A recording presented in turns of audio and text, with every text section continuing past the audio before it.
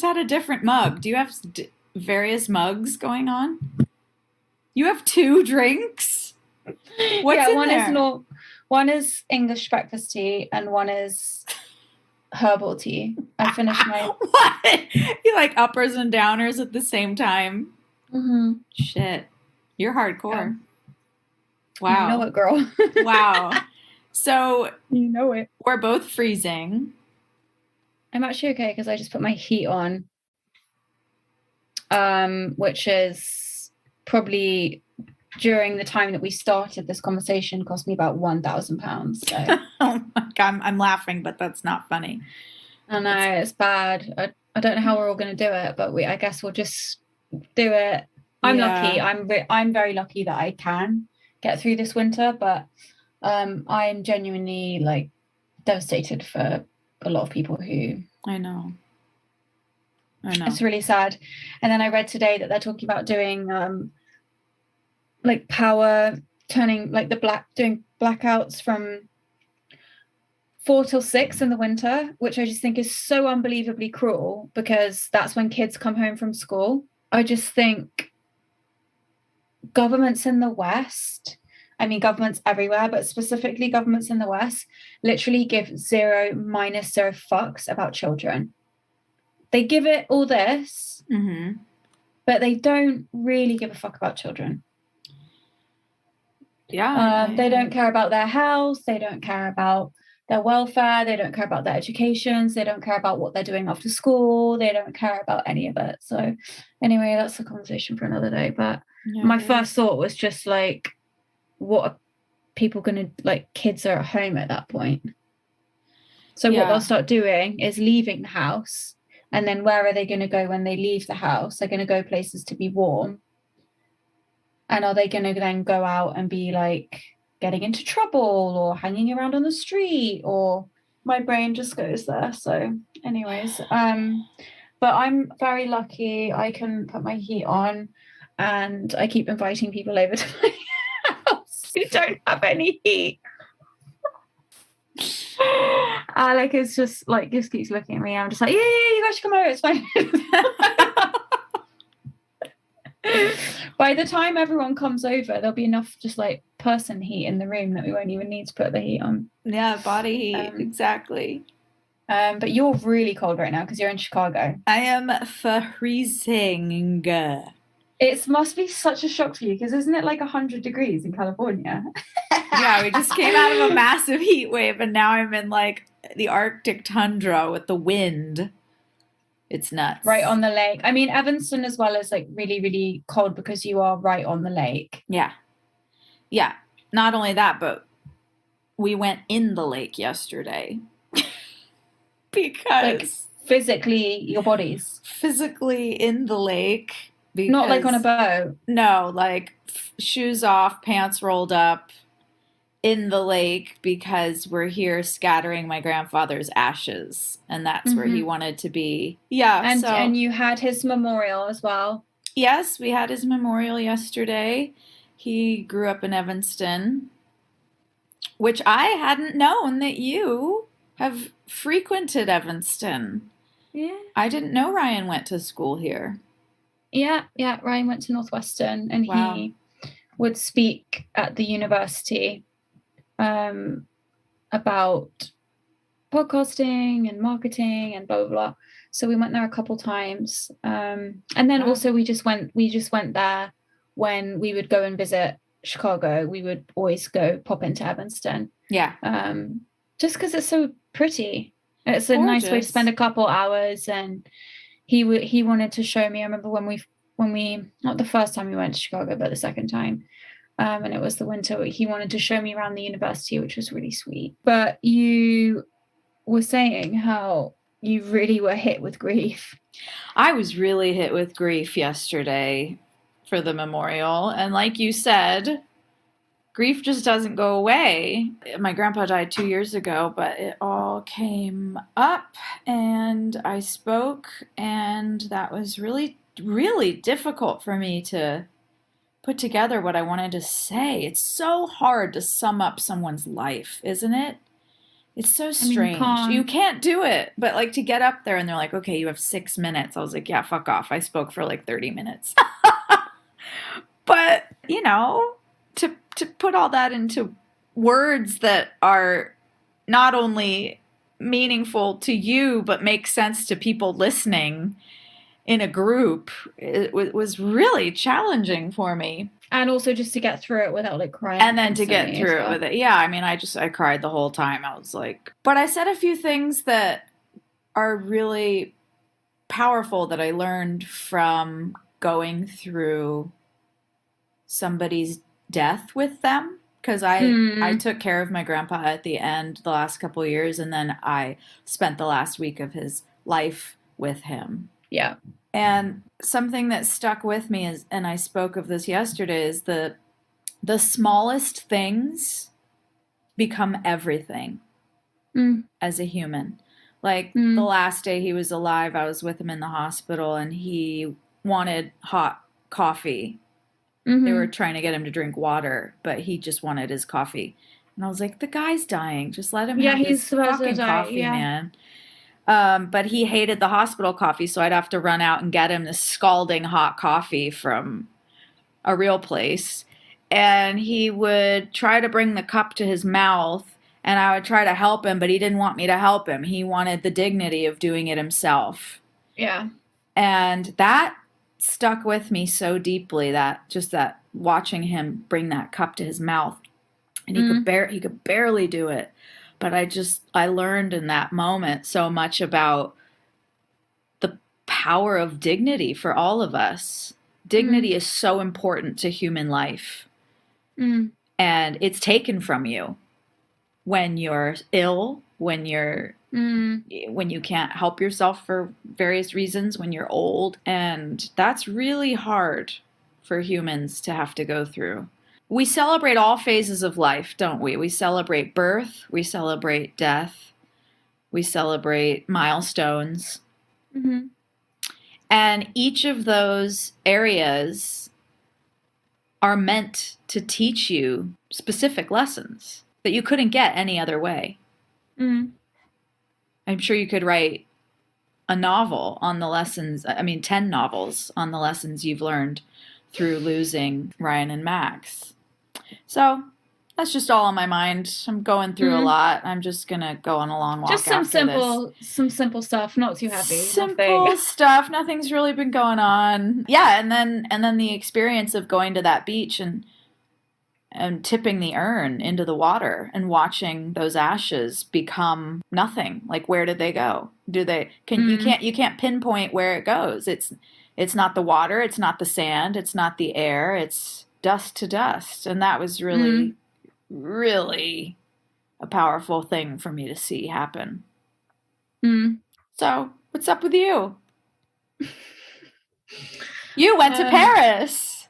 I did. I went to Paris. Alec and I went. It was really interesting. Earlier you said you hated it.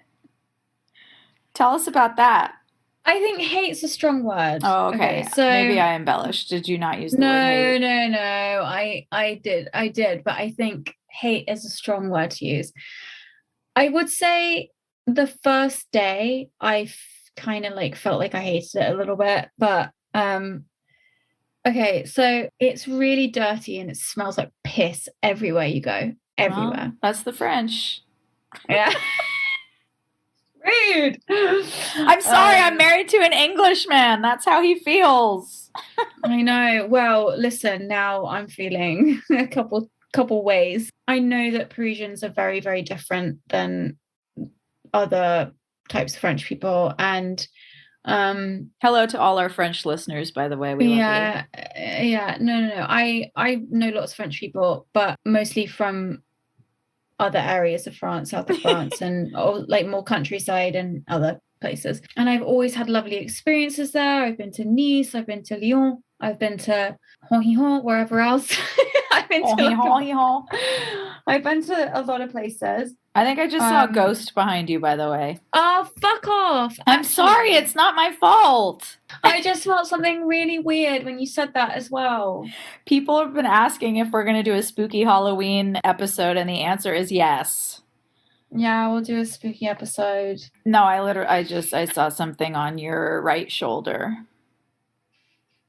I can really smell. Yeah, right there. I saw it right there.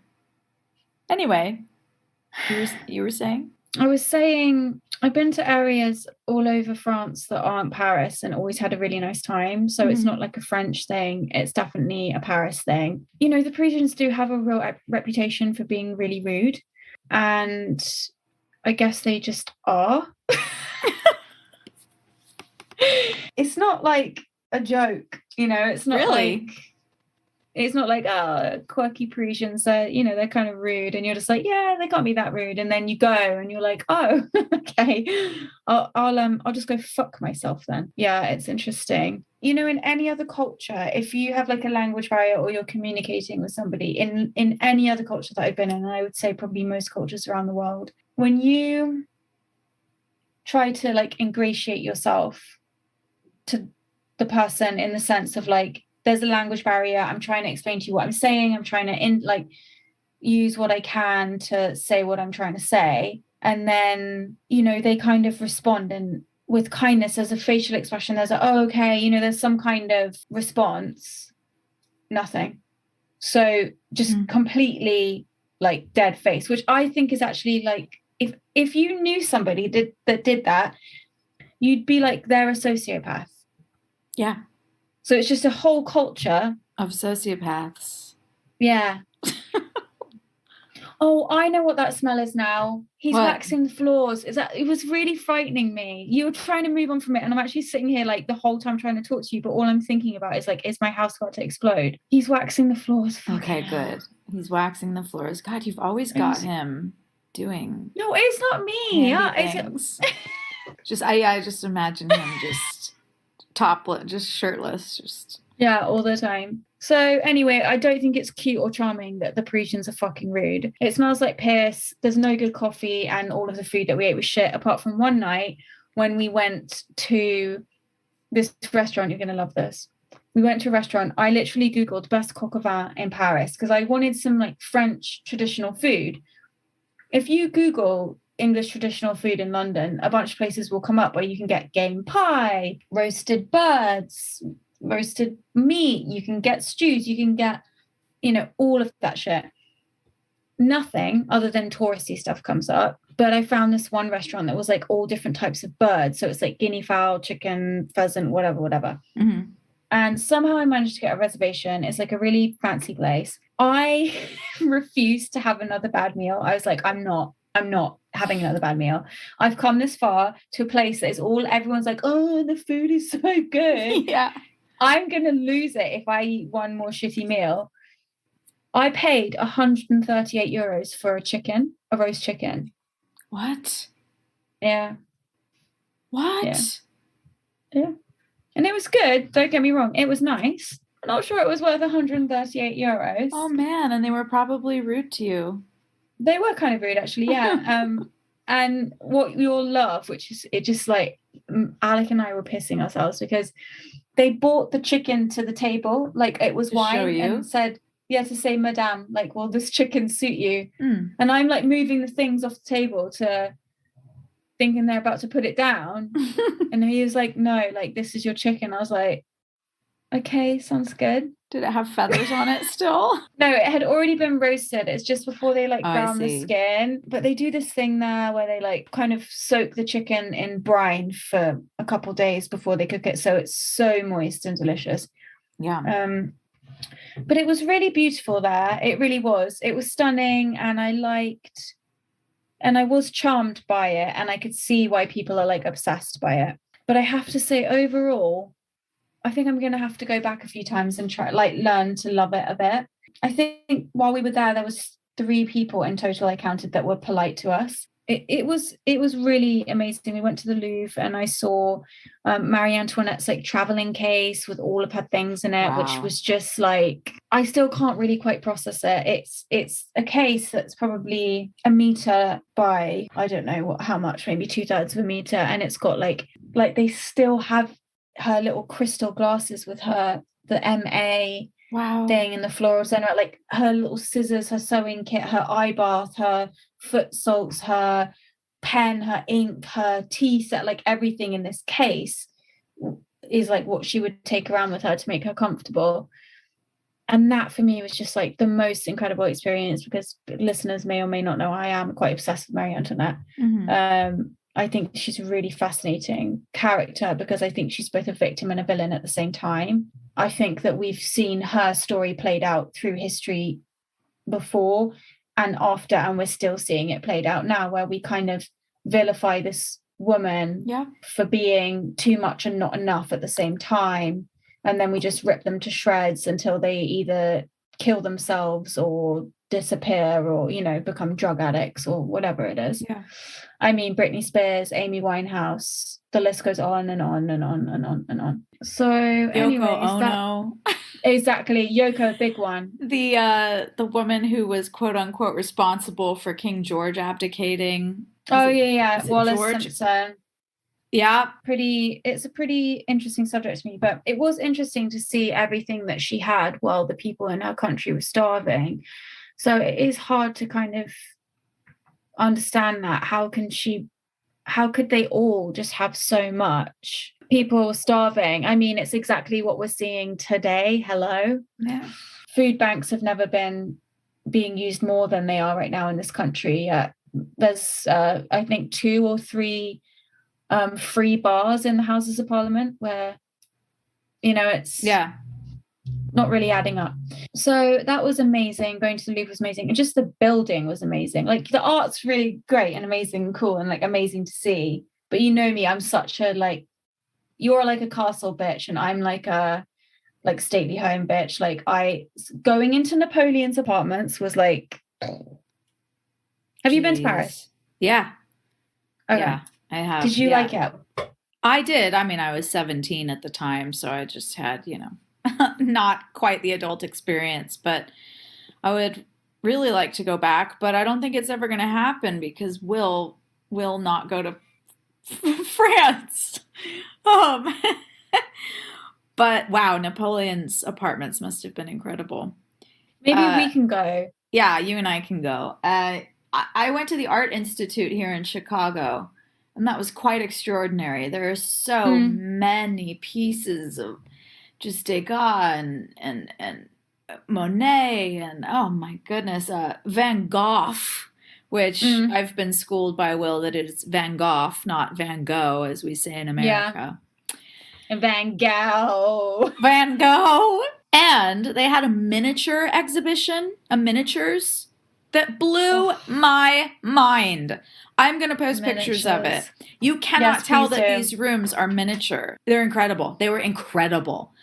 And that was thrilling. I'm so thrilled by miniatures. I'm not ashamed to say it. I'm obsessed. No, they're so cute. Obsessed with miniatures. Why are they so exciting? They're so exciting to me to like. I know. Me too. You can create this world. You can design. Sylvanians. Did you guys have those? No, what's Sylvanians. That? Okay, if you had been an English child, because you were like a rich bitch posh girl, you would have definitely had Sylvanians.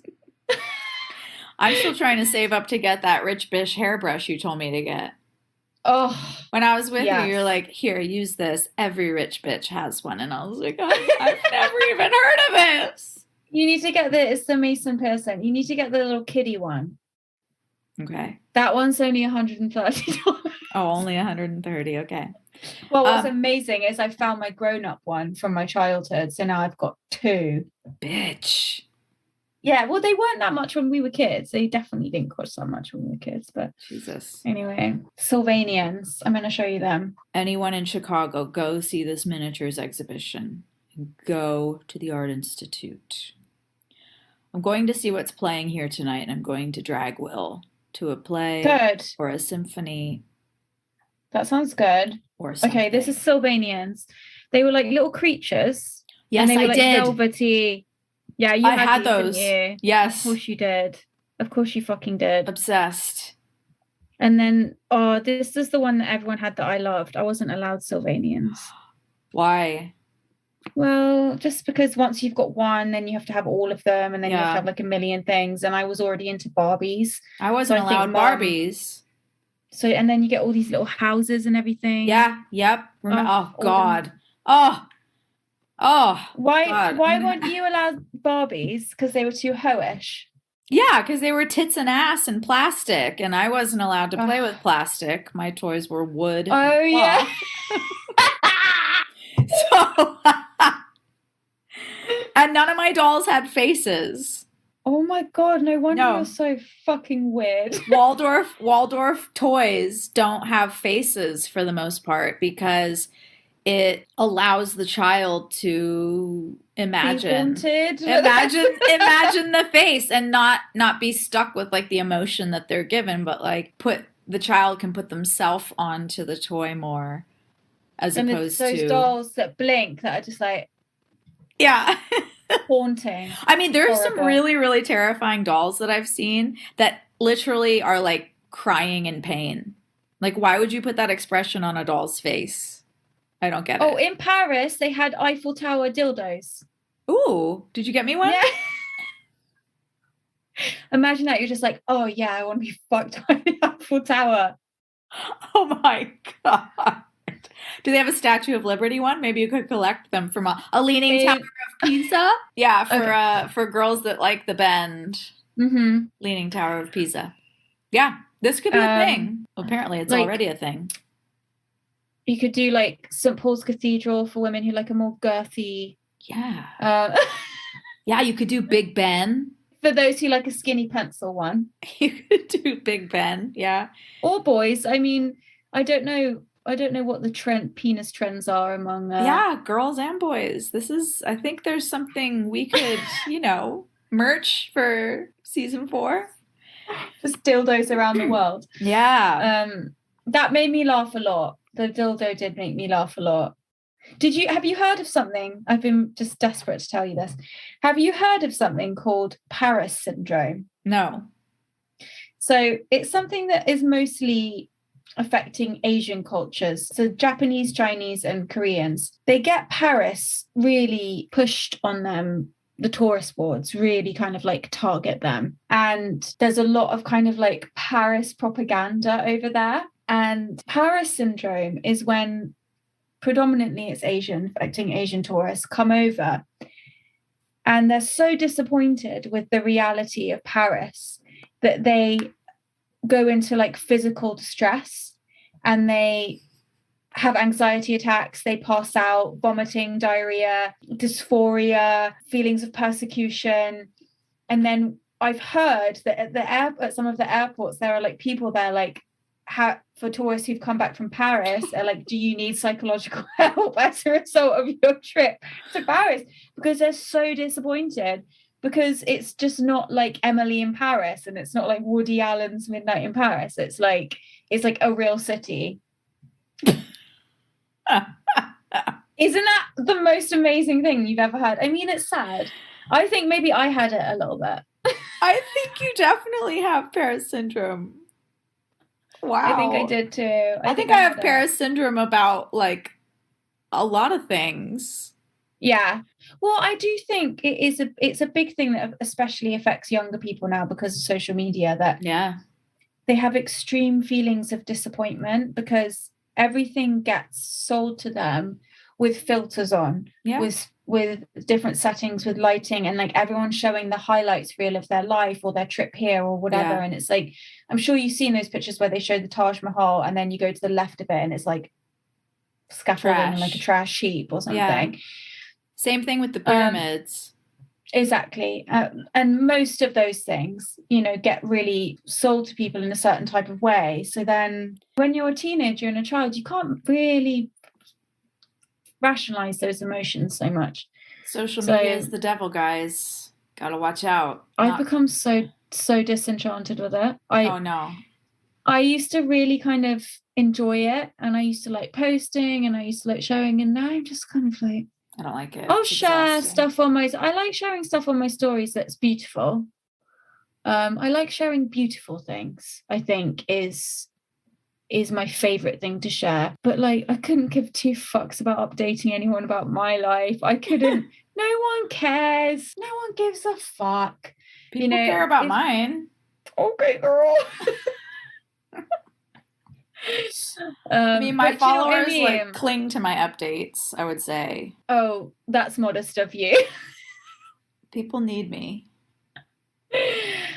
I need you, so I know how it feels. When you don't give me your updates, then it just doesn't feel right in the world anymore. Are you gonna dish on your familia at all? You said you were having something go on. So two other good things about Paris were the wine is really cheap and really good. You can just get like the yummiest, stinkiest red wine for like €5. Yeah. And the bread is just like, people, by the way, really do walk around with baguettes in their bags. I don't know if you thought maybe that wasn't real. And listeners, when you go to Paris, people really do, many people walk around with their like baguette in their purse. And just a flask of wine. It just gave me such a thrill to see. Oh, and the fashion was really good. I love looking at people's style. But anyways, I was drinking red wine because it was so cheap and delicious every day. And you know me, not a big drinker. So when I got back, we went out a couple nights after we got back, and I had wine those nights as well, red wine. And then on the Sunday, I just went into like the deepest depression. And I was just like, oh my God. And I did realize that it was kind of, I think, because I was having a bit of an alcohol come down.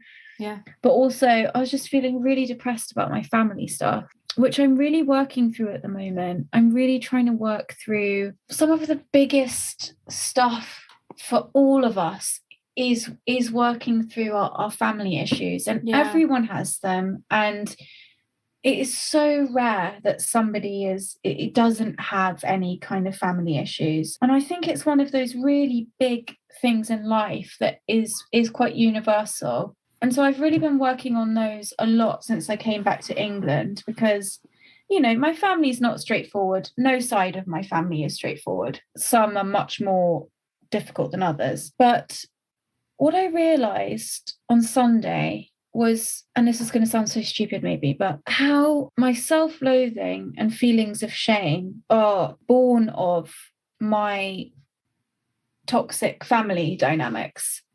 And they've then been perpetuated through my life through boyfriends, bad friendships, bad bosses, bad jobs, my record deals, you know, whatever. Mm-hmm. I have found myself putting myself in situations that are comfortable because I'm used to being in this shame cycle. But I was feeling sort of disappointed and upset about family stuff, trying to really accept people the way they are. And I think when the way that people are isn't explosive or harmful or whatever in the big picture, but is harmful to you, it's really tricky to kind of come to terms with, because it's not like you're not like, oh, this person is a monster, they're evil, they're terrible. It's almost just like them just existing and being themselves is actually damaging to you. Yeah. And that's a really hard way to feel about anyone, especially family. And I think the reason it came absolutely just hitting home on Sunday was because the people being rude to me in Paris made me feel really sad and really self-loathing, even though it's not about me in the slightest. It's just the culture.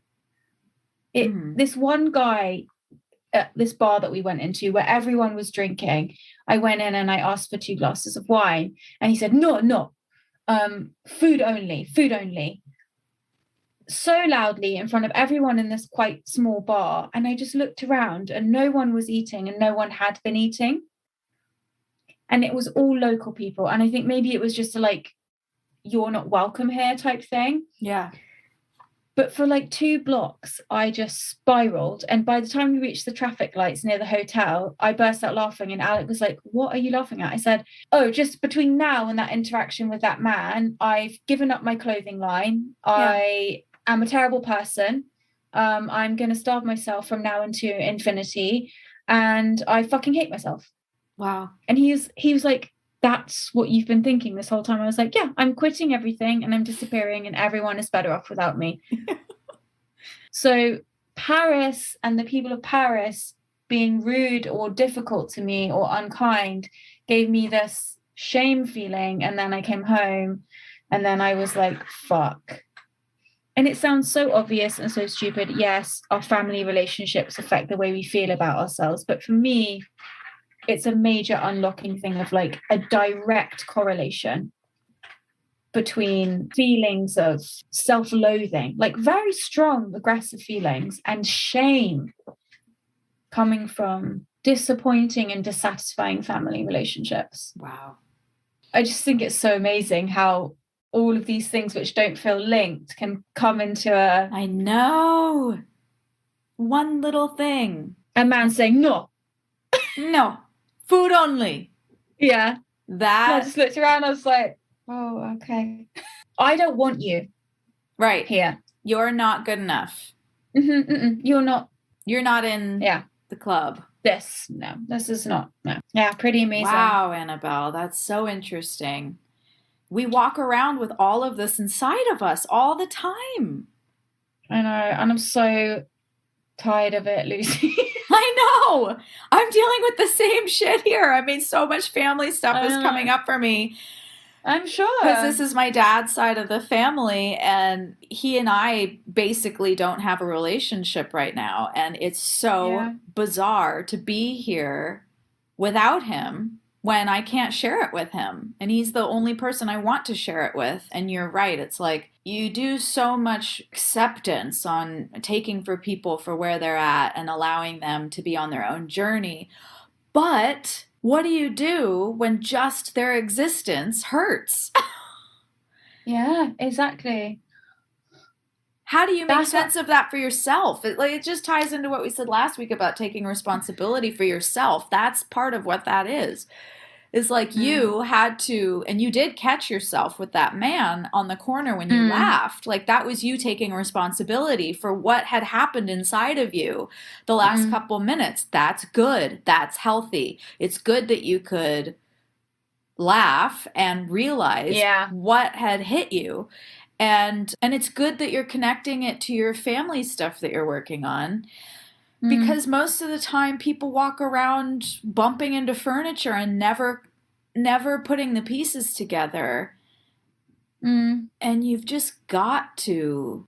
God, you don't have to. But for me, I just don't want to carry it all around anymore. I want to be free of it. And I think it all interlinks with what I had said to you last week about wanting to really be okay standing on my own 2 feet and going, no, I don't need anyone else. I'm good.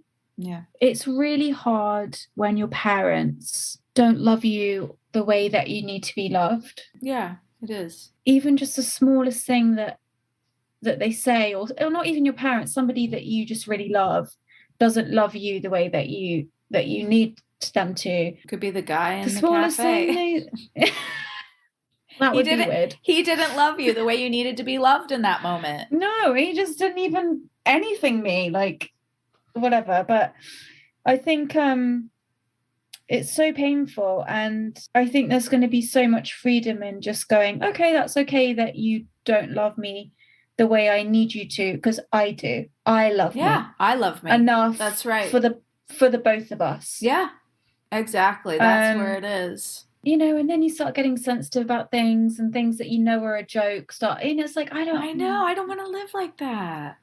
That's just get rid of it. Yeah, just get it gone. It's never over. When So you think you've solved is. everything, there's an ocean of stuff behind it that waiting to be sifted through. It's just like, life. It's like whack-a-mole. Yeah. They're always coming back. You're like, I'm cured. Woohoo. And I think once and then, the monster's like, no, you're not.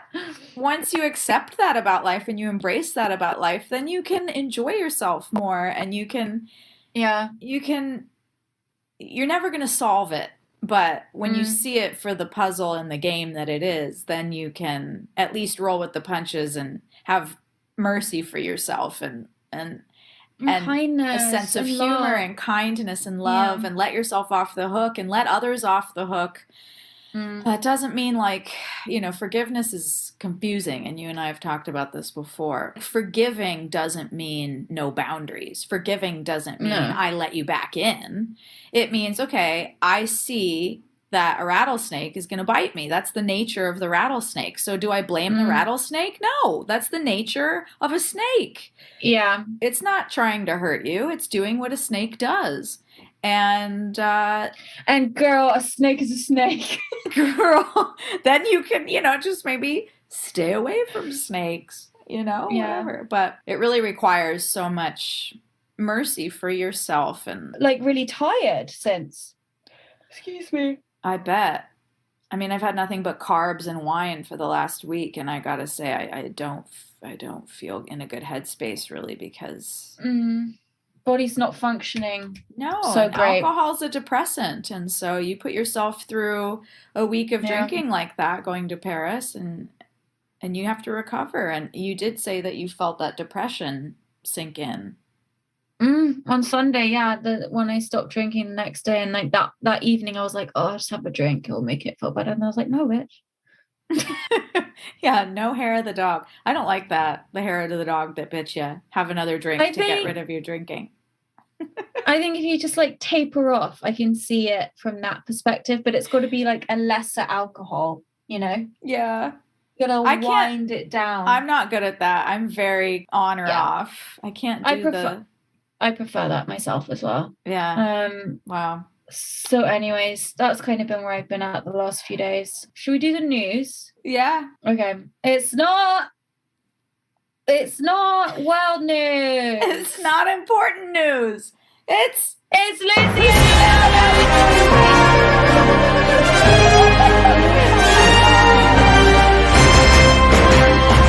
What are you gracing us with, Annabel Jones? Why do I always let you go first? That's just the pattern that we got in. Your name's first on the show, so I get to do the news first. And I sing the theme song. True. I'm going to bet that your news has to do with Yeezy or Kim Kardashian or Machine Gun Kelly. No, you're wrong. So, James Corden has been banned from Balthazar restaurant in New York for being abusive and rude to the staff. What? The restaurateur Keith McNally is an Englishman, claims to have banned James Corden from his New York City restaurant Balthazar, calling the late night host a tiny cretin of a man and the most abusive customer to servers in the restaurant's 25-year history. Yeah, he spazzed out because his wife ordered a omelette for brunch and an egg yolk omelette, and there was like a little bit of white in the omelette, and it didn't come without the fries. It just came. She ordered it with no fries, just salad, and the fries came, and he lost it. And saying like, you haven't done your job properly, blah blah blah blah. I should just go in there and cook it myself. Like this whole thing. And then he said, what you're going to do is you're going to take care of all of our drinks so far and all of our drinks for the rest of the meal. And that way I won't leave like a bad Yelp review or anything like that. Excuse me? And then apparently there was another incident at the same restaurant recently. And the restaurant owner was like, that's the fuck it. Don't come here again. Well, I was going to say, how often does he go there? Well, it's quite like a cool place to go. It's like the place to be. Right. And then it says here, by the end of the day, by the time the guy Keith McNally has done his tirade and basically James Corden's called him personally and gone, I am so sorry, done his little PR cleanup. Yeah. And now he's been readmitted to Balthazar. Oh, really? Are there terms and conditions? My next question is, who orders an egg yolk omelet? That's fucked up. Honestly, I would. That sounds delicious. I love egg yolk, but like, I've never heard of that. I get it, because sometimes I think they put too much white in the omelet. I know people think that like an egg white omelet is so healthy. I hate egg white anything. It's just not, unless you have like high cholesterol, in which case don't eat eggs. But it sounds delicious and creamy and just sounds so good. Like fatty, and just like imagine that with like mushroom and basil and feta and tomato. Yes. Anyway, with the fries, I would definitely have the fries. Yes. But what I wanted to say about this is that I think James Corden's gone a bit wrong since he's gone to LA. It happens to people. I think he's gone a bit LA. He used to be, just a lad from Essex, bit of a national treasure. And now he's like, hey, Mr. LA. Ho-ho. I get what I want. Yeah. And if I don't, I'm going to get absolutely fucking mental until you give me what I want. I just don't like that. As an English person, I'm like, no. They don't put up with that in England. You eat your horrid omelette and you go and you talk about it privately on the way home when no one can hear you. And you whisper. You whisper about it in your own home. Or in your own car or in a place where no one can hear what you're saying. That's right. Yeah, and you just don't go there again. Exactly. That's what I'm confused about. Like, was he trying to move in there or something? Will always comments about he'd be like, there's so many times where we'll be in line or queue, as you call it, and somebody will cut or something, and he goes, wow, in England, you would be killed if you fucking cut a queue. Yeah, you like really that would. shit. You don't fuck around with that shit. Or just so many little things where he goes, wow, they would kick your ass in England if you did that in public. And people just get away with crap here. Manners. There's no manners. It's one of the things I found really, really, really, really hard about living in America was the absolute sheer lack of manners. Yeah, you can hold a door for someone. They won't make eye contact with you and say thank you. Nobody lets each other in when they're driving. You have to work to get into a lane if you want to change lanes. There's just so many little things that you go to England and you notice the difference immediately. I don't know if you'd notice in France, but... Oh, driving in the taxi around the Arc de Triomphe, I was like, what the... Yeah. Like, cars were going everywhere. There's no lanes. Yeah. The driving in England is spectacular. It's so simple and safe. Well, and I think because it uses common sense, logic, and manners. Just manners. Yeah. When you come from a place of just having, not just being like, no, me first. Me first. Me fucking first. Yeah. But I hate to say it, I think that's a cultural thing. It is a cultural thing. It absolutely is. And I didn't understand a lot of what he was talking about until I spent time in England and I drove on the roads and I went, oh, I see why auto accidents are like one of the top causes of death in America. And it's not that way in other parts of the world because it's just it's like a rodeo. It's like the Wild West. It is the Wild West, and I think that that's a cultural thing. I think that Wild West smash and grab me first mentality hasn't really changed that much. Really helped us out. No. Anyway, so what's your news, girl? All right, so I figured since I'm in Chicago this week, I was gonna bring you some local news. Oh my God, please do. Yeah, I have a really interesting fact, which I'm personally feeling up in arms about, and I'm definitely going to look into in my own area because I've never known the answer to this. How many parking tickets do you think are issued in a big city like Chicago in a year? Would you have any idea? Okay, like 100,000? Noble guess. So, since January 2022, over 1 million parking tickets have been issued. That is up like a third of what it was last year. Not only They're trying to make that money. They're trying to make that money. They got to meet their quotas. They are booting more cars than ever. Chicago drivers received 1,073,919. Don't ask me to do numbers. By June. Too big.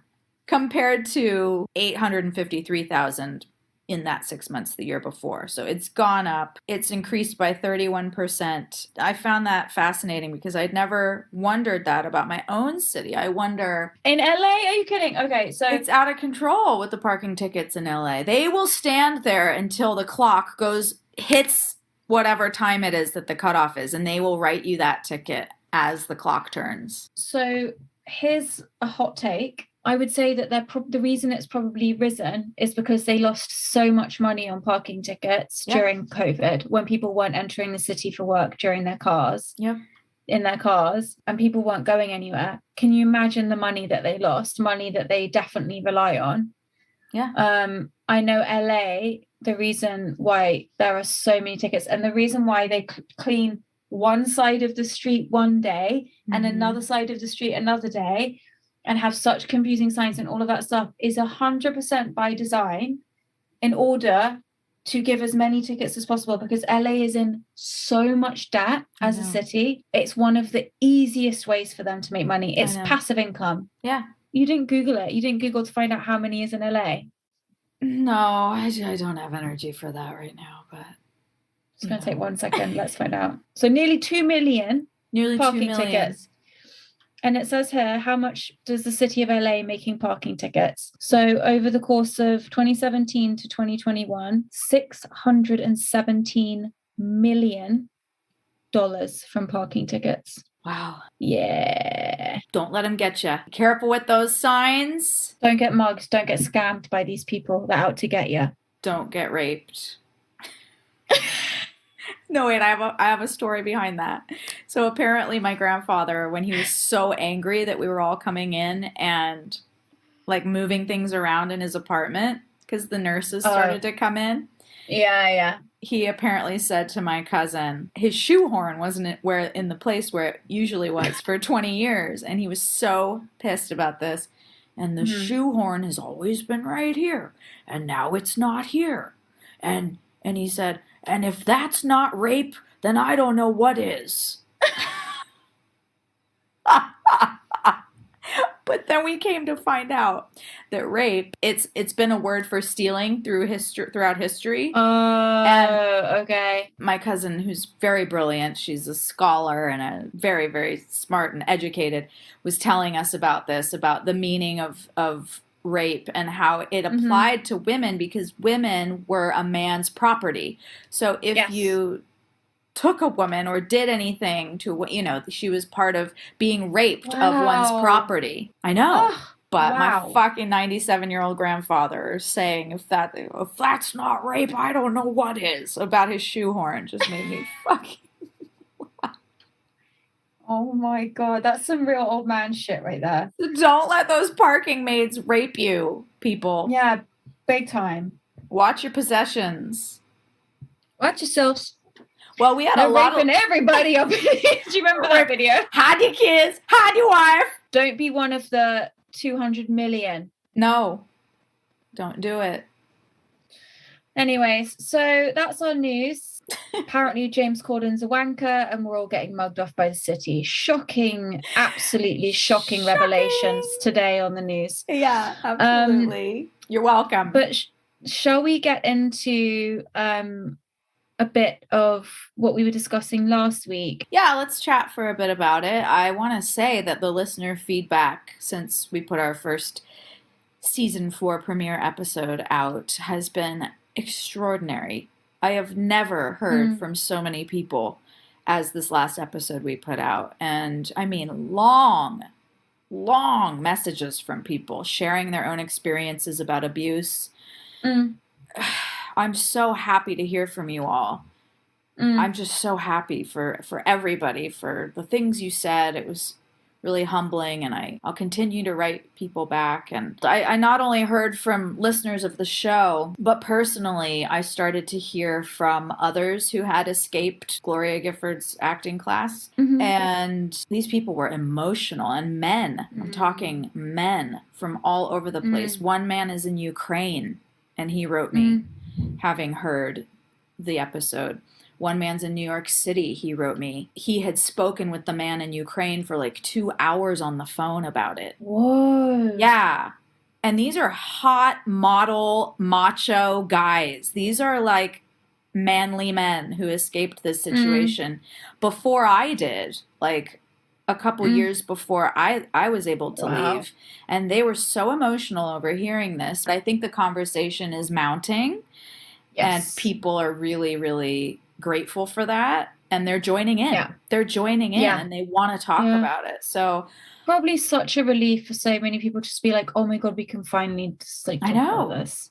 I'm not crazy. Just wanted to share a couple because we always like to share our listener feedback. Yeah, I'll just read this first one, shall I? Okay. From one listener. This has to be one of your best episodes ever. I had a feeling Lucy was in Scientology when she was speaking about cults. This question is for Lucy. Have you ever spoken to Leah Remini? Because she's done a series on TV regarding Scientology and how she got out, which was very interesting. I'm glad you left. And Annabel, I'm so happy that you chose to live in England. It's so beautiful there with all that's going on here in the States. I wouldn't want to come back here to live for sure. Enjoy your life in Hampshire. You have your family, friends there, and you have your cutie pie with you. I cannot wait for your next episode. Keep up the great work, ladies. Oh, so sweet. Wow, Oh, so nice. to answer your question, I am in the process of connecting with Leah Remini. It definitely will happen. She knows exactly who Gloria is. Yeah, her documentary on Scientology has been a huge inspiration and help to me getting healthy again and getting unbrainwashed. So I'm really grateful to Leah Remini for all the work she's continuing to do for speaking out against this stuff. Yes, Annabelle's got her cutie pie with her there in England. We're all grateful for that. This is from another listener. It says, Lucy, thank you for opening up about your experiences with your abuser. These past 6 months, I've been stalked and abused by a former friend. And this past week, it escalated, and I finally got the courage to go to the police. I didn't want to, but I had to draw the line at her outright threats of violence against me. She knows where I live and work. We were best friends for over a decade, and I don't feel safe. I don't want to live every day in fear. Later this week, I will use the police report to help my case for a restraining order against her. Wow. I kept saying I was going to get one for months, but was afraid they would reject me because it's not a domestic situation. No matter the outcome, I'm going to fight for myself and hope with all my evidence, the court will be on my side. So happy you two are back. That's interesting to hear that, because also last week when you and I recorded about this high control group and the narcissistic abuse, I also went on another podcast to talk about the experience of the stalker that came after me. And I said that I know so many women who have been denied restraining orders when they have absolutely most women have been, and men. I mean, I'm sure there's men out there too. Most people are denied restraining orders when they really desperately need them. So I just feel so grateful that I got one. And I'm so thankful for that every day, because I know how rare it is that people take you seriously when you come to them for help about that stuff. So best of luck to you, listener. Thank you for sharing that with us, and we definitely want updates. So another listener, OMG, you were so brave, Lucy. It's horrible how they brainwash people, and it's true. People are both afraid and ashamed to tell what they went through. It took a long time to open your eyes, but better late than never, and I congratulate you. On the other hand, there's no money that can buy peace of mind. There's a time you need people around you, and there's a time you need to be alone and find yourself. I'm glad Annabel is having it in this beautiful cottage. Welcome back, and love you, girls. We love you too. Wow. Yeah, that's what you said about standing on your own doesn't mean being an island, but knowing when you need to connect and knowing when you need to recharge. Yeah. Yeah. And this final one is from a guy that escaped the class before I did. He was just really wrote me this long, beautifully emotional message. He just said, Lucy, I'm relieved. I look at all the things that you're doing now, and I think, of course, all those great things are in this new chapter, because you aren't having your soul crushed or your individuality questioned by someone who will never truly understand what being an artist means. Wow. I 100% agree with you about how the women took more abuse than the men. With the guys, she just wanted to be desired and validated, and for the women, it was a different story. It made me smile to hear you laugh as you reflected on some experiences. And I asked him what the final straw for him leaving was.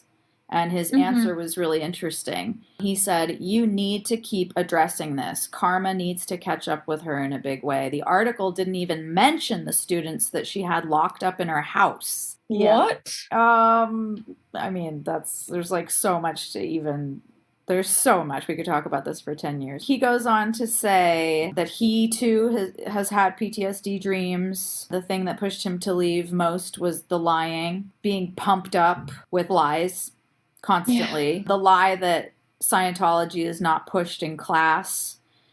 He says, well, in my mind, she quietly suggested to me one time that I should look into a course through Scientology, and I call that pushing Scientology in class. Anyway, yeah, I got these long messages from people this week, and he's just one of them, and so it was incredible. Obviously, something that people need to talk about more, obviously. I just wonder, because she's been teaching for so long, how many stories like this there are. Hundreds. I mean, she's had thousands and thousands of students over the years. I mean, it's so random to the point that a casting director had seen the article and mentioned it to me and said, I took a coaching with her 20 years ago, and I have a horrible story of what happened. It's really random people, that I don't even know. So many people have these stories, and now that's what happens after an abuser is exposed. All these people come out of the woodwork and share the same stories.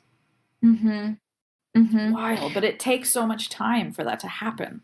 It really does. I just watched last week, really heavy but unbelievably well made documentary, a British horror story about Jimmy Savile. You remember that story? Jimmy Savile. He was a TV entertainer, host, kids entertainer, who he was a hero. He was a national hero. National treasure. He raised millions for charity and was beloved in this nation. And it turned out after it started rising up in his final months of being on this earth, but that he had molested and raped thousands of kids, countless people. And he did it because somehow he managed to arrange his life so that he had apartments in hospitals and schools where he would go and volunteer every week. And then the rest of the time he'd be driving around in his fucking pedo van. I don't know. It was just, if you can have access to that, definitely give it a watch. I think it's called A British Horror Story. It was a fascinating documentary, but the fact that it took so long, even though everyone in the industry was talking about it since the 50s, that he was a paedophile. People have been whispering about the abuse at the Gloria Gifford Conservatory for 30 years. I mean, you guys all just gotta keep talking about it, because I know. There were there was something you said to me last week. You said it was interesting that the article spun it the way that they did. There were so many lies in there that weren't challenged. And you said it would be cool if we could challenge some of those. And it just brought up a couple things that I wanted to mention. There's a quote of Gloria's in the article where they're asking her if she's ever had any kind of smear campaigns against students who have left, if she's ever exposed personal information of anybody. And she said, I hear so many crazy things, and I would never, never, never tell anyone. And that's an absolute lie, with hard evidence to back it up on many occasions. But one that I witnessed personally was a girl was leaving class and they were on a phone conversation because you don't leave in person if you can help it, like we talked about last week. And this girl was leaving, and she was an officer, and she had a real problem with the abuse that was going on, and she was asking questions. And that's why Gloria got her on the phone, to shut down her questions and brainwash her back the other way. And this girl said, I'm not going to put up with it anymore. It's not okay. I'm leaving class. And Gloria said, and I heard this, I was sitting with this girl at the time. Gloria said, well, it's Lucy who's making you leave class, isn't it?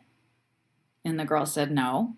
And she said, oh, yes, it is. She's trying to get everyone to leave class. Let me tell you about Lucy. Lucy is just a little girl who can't get her daddy's attention, and she's pissed off, and she'll fuck any guy who will fuck her. And she had one guy who she took home, and she didn't even know him, and he was a stranger, and she let him handcuff her to his bed. Lucy's just a whore and a slut, and not to be trusted. She goes off on this thing, this tirade, this smear of me. She smears many people this way. She twists personal, intimate details from people's traumatic pasts that were shared with their mentor in moments of extreme vulnerability. Yeah. And that begins the minute you get to class. Her interest in getting to know you and getting you to confide in her is so that she can use it later when she needs to. Yeah. Like I heard her do about me on the phone that day. And like all of us who were there and are there have to sit through hundreds of hours of her doing this during paid class time and coaching time when she's supposed to be teaching acting. But this is what a narcissistic abuser does. And so on that phone call, the girl's just sitting there listening and says, I'm still leaving class. Thanks for the info. Thanks for the info.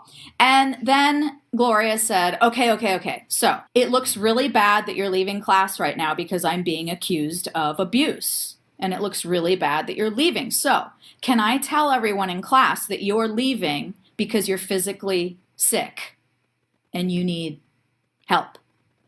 And the girl said, no, I'm not comfortable with that. And Gloria said, okay. Can I tell people that you are mentally ill and that's why you're leaving class because you're going to get help? And the girl said, absolutely not. I'm not comfortable with you saying any of that. So they get off the phone. And then about a week later, a girl in the class shared audio recording that she had of Gloria telling the class that this girl had left because she was mentally unstable and she was going to go into psychological program for it or something. It was kind of a little mini mass exodus at the time because people were all like seeing it and saying it. And after that happened with me being smeared to the class and the girl got it on recorded, and the other girl was being smeared just people who were leaving were being smeared. People just started dropping out and saying, that's not okay with me, what you said. You shouldn't be talking about other people like that. I don't want to pay good money to sit in an acting class to listen to a smear campaign about some student you're pissed at. So the flat out lies in this article where she says she doesn't do this stuff just aren't gonna fly. Actual recording. She really thinks that she's like untouchable, which is interesting to me. I mean, in case anyone needed any more proof that she's a total narcissist, she really believes that she's like untouchable. They always do. They always do. It's amazing that people who are speaking out are being bullied. But when humans can't confront the truth for themselves, they get really angry when others do. And they have to be mad at someone. And they can't be mad at themselves or their abuser. They cannot be mad at their abuser. So they're going to be mad at the one who's speaking out. So I understand exactly why I'm getting so much shit from people. You're getting hate from people who probably are still in the group and whatever, because you are confronting their beliefs about their own lives, and that's, people don't like that. No. Okay, I'm really interested to hear about this. There's been other bits that you've mentioned to me, and one of the things that I'm always really interested in with cults and situations like this is the financial element. Because I'm always fascinated to know how these people bankroll themselves, because they don't really do any work.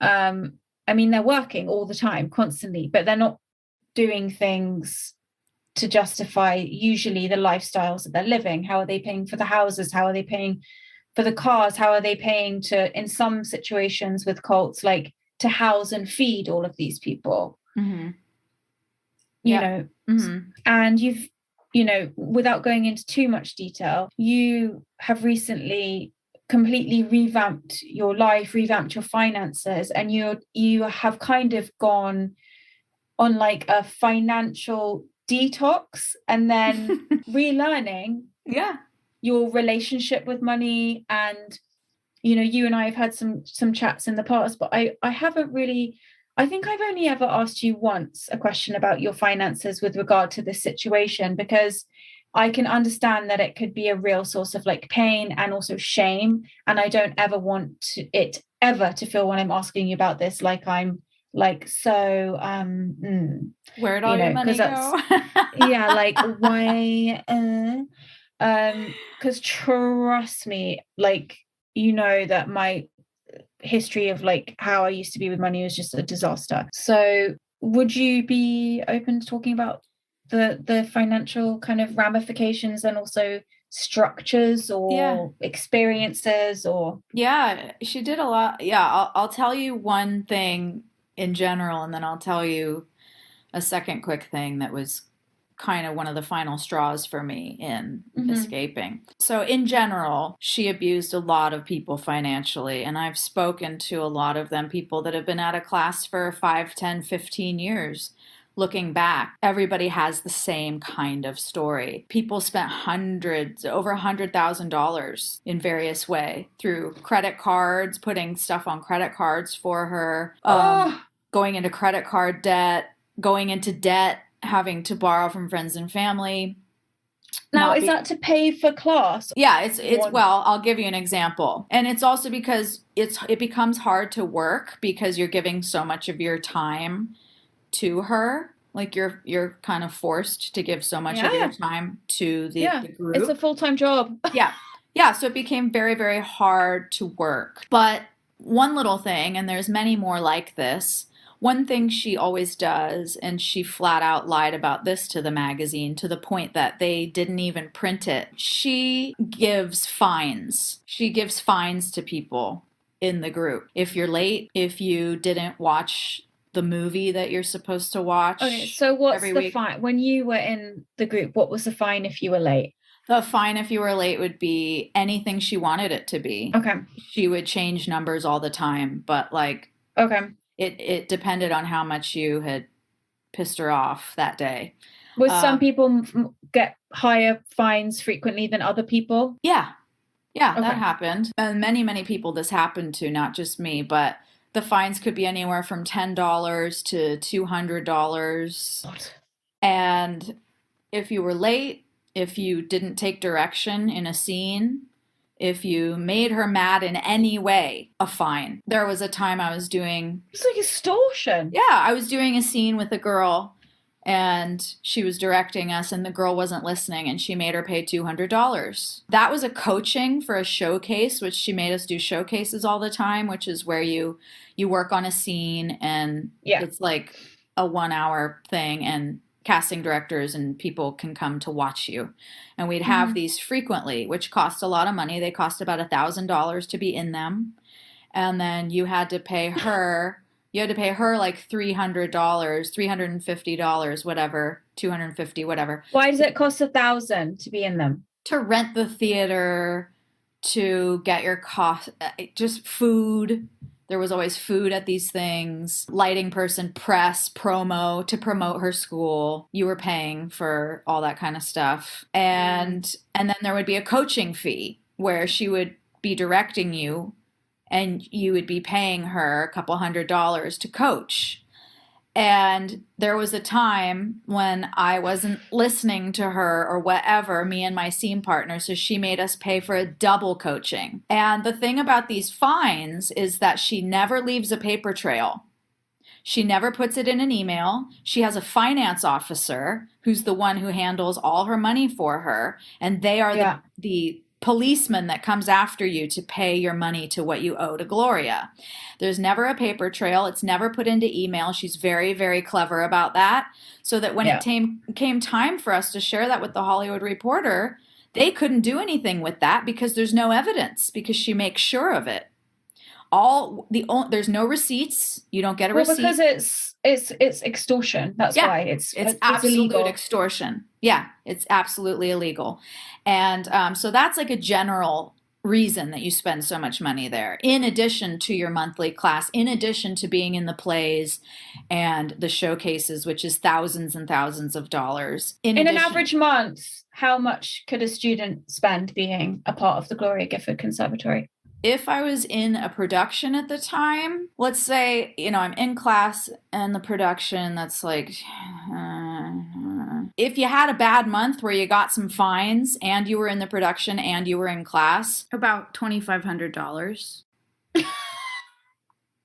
Yeah. She's a con artist. I spent over $100,000 in the 10 years I was there. And she really is a fucking con artist. yeah, it's nuts. But a specific example of the financial abuse that I experienced personally was every play that we did, every play that she does, there's like a pot of money where everybody gives $20 to be part of this pot. And then she double and triple casts the play, which she says is so that you can go to your job and not have to take work off, and you can have an understudy who can go up in your role. But it's very clear that the real reason she double and triple and quadruple casts the roles is to bring in more money. Yeah. Because there were people who paid to be a part of the play that never went up in the role. And she says it's so that you can be around the process to get experience and blah, blah, blah. But this audience pot, right? Whoever brings in the most audience over the run of the play, which is usually about 3 months, wins the pot. And it would be hundreds of dollars. So unhealthy. Even that is so unhealthy for kind of like interpersonal relationships, and it's such an amazing tactic for building resentment between all of you and insecurities and tearing you down in this really way, which like seems like it might be fun, but actually it's tearing everyone down and adding this other layer of pressure. And every time you don't win, you feel like shit, and then you feel like shit, so you go into class so you can feel better and be better at what you do, so then maybe more people will come in. And nobody can you imagine?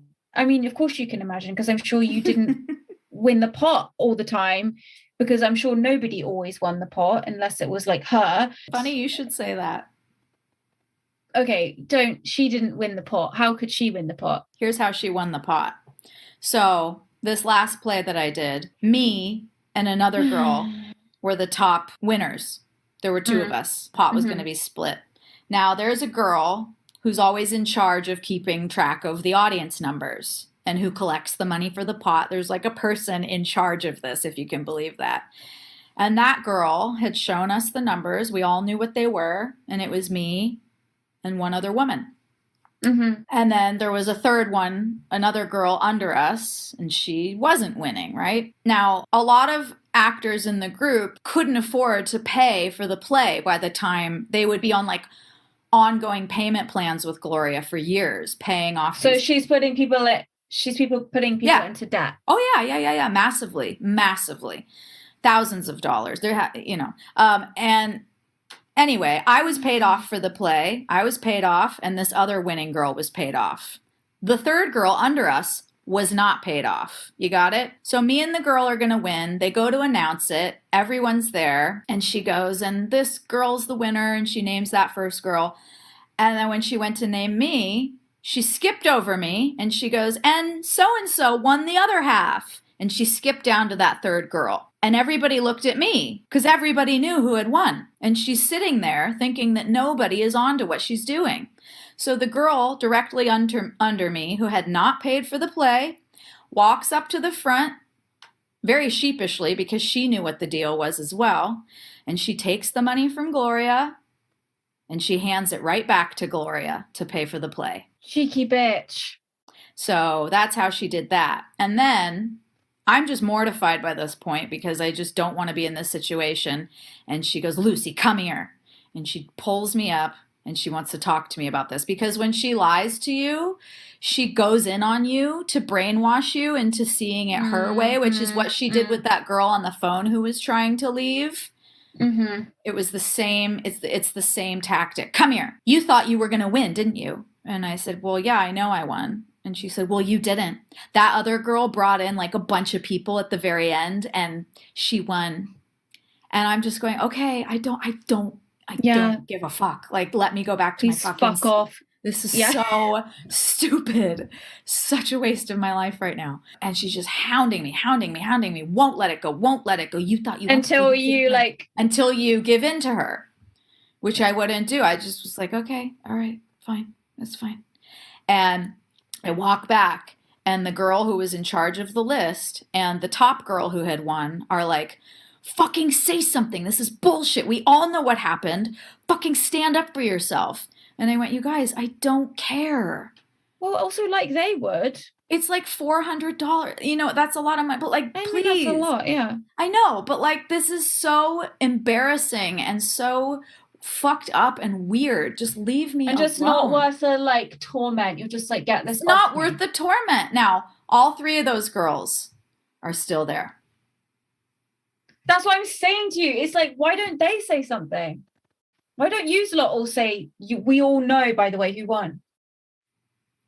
Ask them. I think everybody knows the answer to that. Anyway, those are the tidbits I'll share with you today. I won't go into the darker stuff where a past student of hers had died, who she hated because he did speak up against her. And when he died, she said, good, I'm glad he died. He was an asshole, and he's better off dead. And his parents are better off because he's dead. And anybody who's sad that he's gone is an asshole too. Which led to me not grieving the death of my friend for years. Mm. So we won't go into that today because that's a whole nother can of worms. But, you know, I'll leave you with... She's like really evil. Like it's not just like, oh, it's just about the money or the scamming. It's not just about the money, which for some of these people it is. It's just getting as much possible money. It's not about the money. There's a pleasure that she derives from other people's pain. Yeah. It seems like it's there's a real sick pleasure to all of it.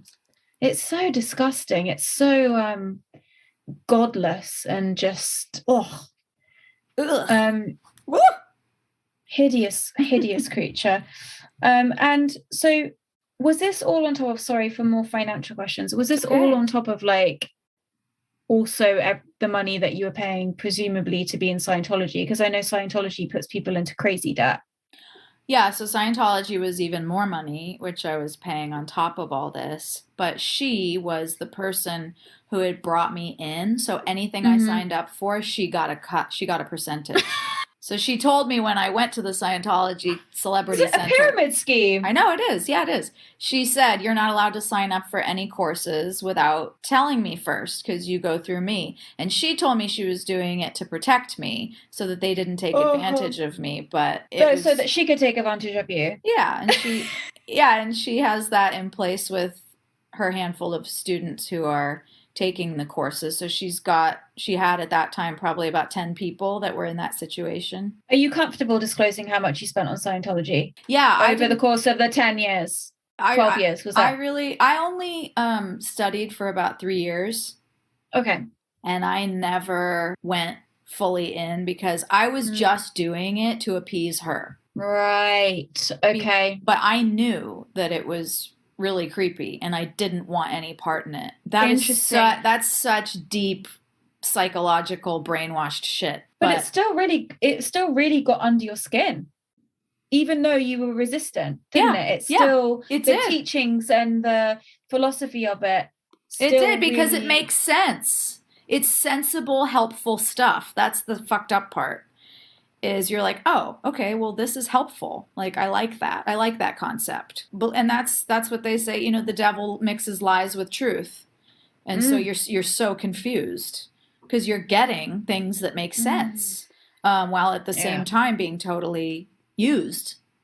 So I never went in and did the hundreds of thousands and millions of dollars that they take from people. But I would say in the course of the 4 years that I was actively studying, I spent maybe $5,000. Okay. So not a lot. I thought you were going to say like $100,000 or something. No, I always held off as much as I could and just dabbled to the level that I could appease my abuser. It's actually quite good that I'm not in California anymore. A lot of people feel the same, Annabel.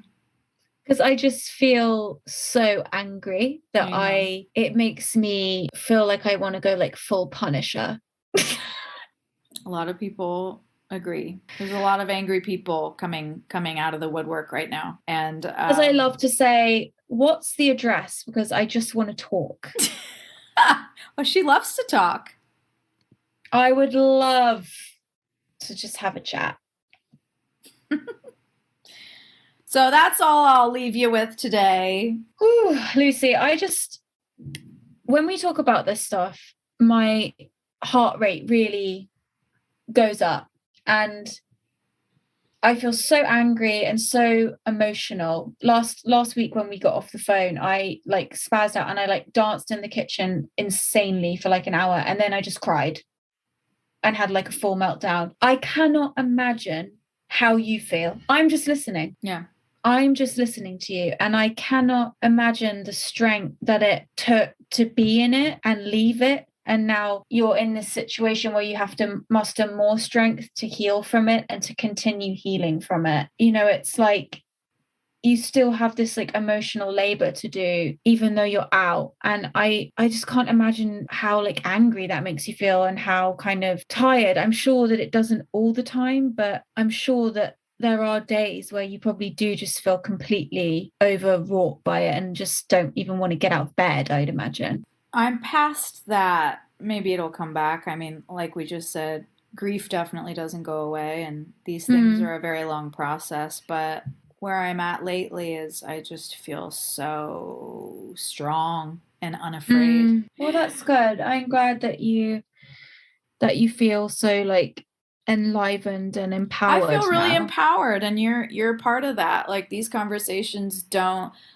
I did have a very tricky week when we recorded the first episode because, like I said, that week I was being interviewed about the stalker as well, and I didn't mean for those two things to happen at once. But it just isn't that how life goes sometimes? It's like, hey, here's everything at once. Well, thank you for sharing. Really impressed by your vigor in moving forward and continuing talking and sharing what your experience is. Sharing your traumatizing experiences doesn't always feel good, but when you get when you get that feedback that it's helping people, it kind of just really makes it feel lighter. In a way, I guess. And I'm really grateful for all the people coming forward, hearing their stories and getting their emotional feedback helps me. And I think we send love to those who are still in the group and strength. And I think sometimes when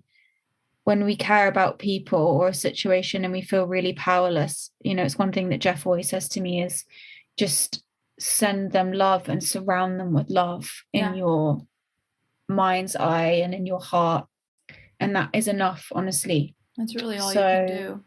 You know who I'm sending love and light to? That French man in that cafe that beat you down. Oh my God, love and light, babe. Feel better soon. Get well soon, honey. Only drinks for you. Oh my God. If that's what you want. So where are your escapades taking you this week? Alex's family, his mom and dad are coming to visit from Chicago tomorrow, which is going to be cute. And low-key a little scary, but cute. Yeah, have you met them? I have, yeah. This will be the most time that I've spent with them for sure. It's interesting. It's a whole other. It's really daunting to be in a situation where it's like another family, and you were married, and you thought it's one of these things where it's like, oh wait, another family, when you just were not expecting that to be the case ever again. Wow.